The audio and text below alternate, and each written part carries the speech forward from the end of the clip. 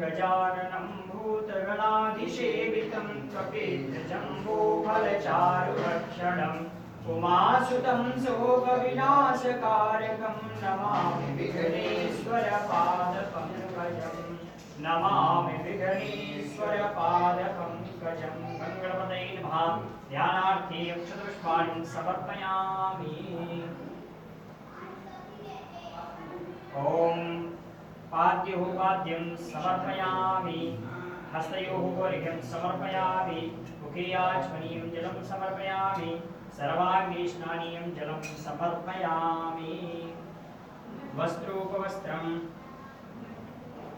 ॐ युवासुभाषा परिवीत आगात्सौ श्रियान् भवति जायमानः तं धीरा सह कवय उन्नयन्ति स्वाध्यो मनसा देवयन्तः।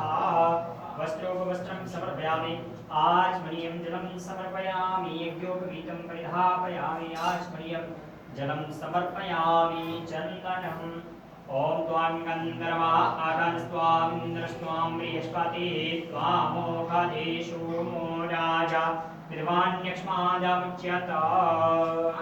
श्रीखण्डचन्दनं दिव्यं गन्धाढ्यं समनोहरं विलेपनं सुरश्रेष्ठ चन्दनं प्रतिगृह्यताम्। ॐ वक्षन्नमी मदन्तजपप्रिया अधूखत अस्तोखत शभानवो विप्राणभिष्टया मतिजूजान्विन्द्रति हरिः। अक्षतान् समर्पयामि पुष्पाणि। ॐ ओखदे प्रतिमोदध्वं पवतिः प्रसूवरिः अस्वा इव सचिद्वरिद्भिरुधः पारैष्णवः। पुष्पाणि समर्पयामि। गङ्गणपतये नमः। दूर्वाङ्कुरान् ॐ काण्डात् काण्डात् प्रयोहन्ति परुखाः परुखस्परि एवानो दूर्वे प्रतनुशास्त्रेण सतेन च। दूर्वाङ्कुरान् समर्पयामि। गङ्गणपतये नमः।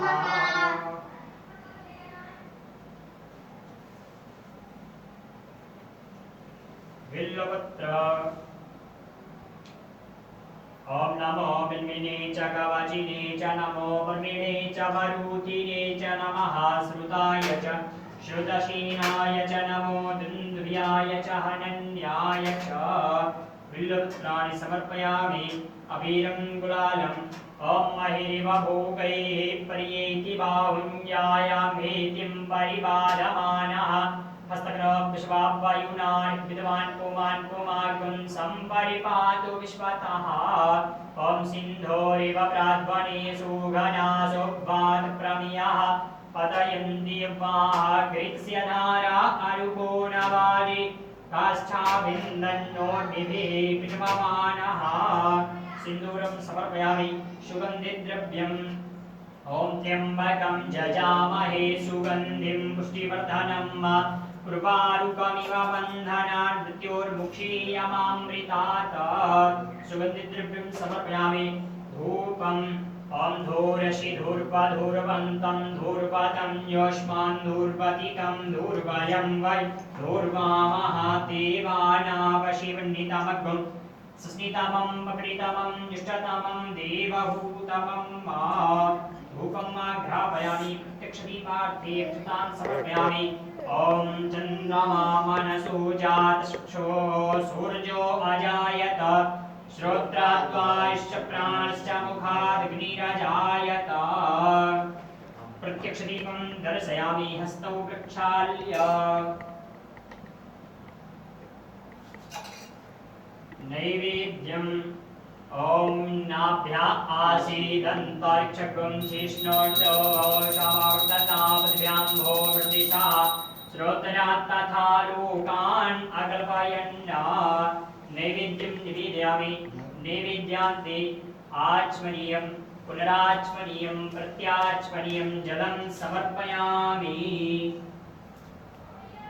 अखण्डऋतुफलम् ॐ जा फलिनीर्जा अपला अपुष्पाजाश्च पुष्पिणीः बृहस्पति प्रसूस्तास्तानो मुञ्चन्त्वगुं हसः। ऋतुफलं समर्पयामि। गङ्गणपतये नमः। कदलीफलं समर्पयामि। सफलताम्बूलपत्रं फलान्त्याचमनीयं जलं समर्पयामि।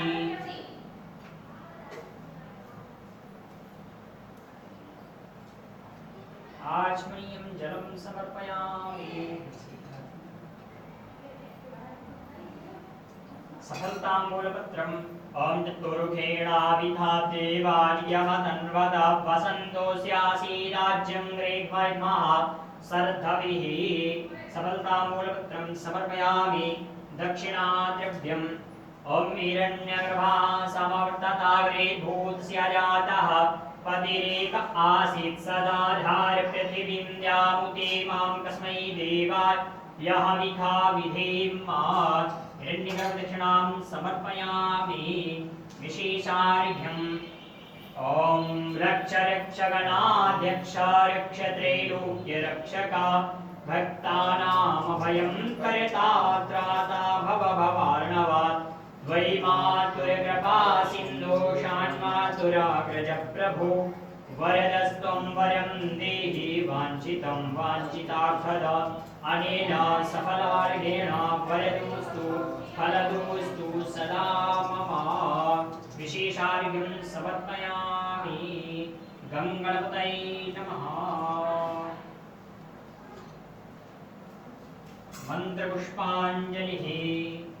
ॐ विघ्नेश्वराय वरदाय सुरप्रियाय लम्बोदराय सकलाय जगद्धिताय नागाननाय श्रुतियज्ञविभूषिताय गौरीसुताय गणनाथ नमो नमस्ते। नानासुगन्धिपुष्पाणि यथा कालोद्भवानि च पुष्पाञ्जलिर्मया दत्त गृहाण परमेश्वर। मन्त्रपुष्पाञ्जलिं समर्पयामि। प्रार्थना पूर्वक नमस्कारान् समर्पयामि। बोलिए गणपति गजानन महाराज की जय। जगज्जननी मैया की जय।